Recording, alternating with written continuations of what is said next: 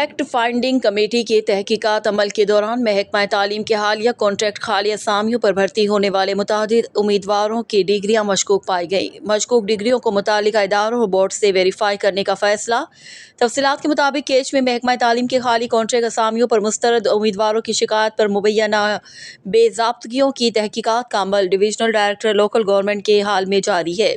तहकीकात सूबाई सतह पर फैक्ट फाइंडिंग कमेटी की निगरानी में मुस्तरद उम्मीदवारों की मौजूदगी में की जा रही है, जिसमें सूबाई मुशीर मैडम मीना मजीद, डिप्टी कमिश्नर केच DEO केच मैडम जमरुद वाहिद, डिविजनल डायरेक्टर मकरान गफूर दश्ती, महकमा एंटी करप्शन के नुमाइंदे और कमेटी में शामिल दीगर महकमों के अफसरान शामिल हैं।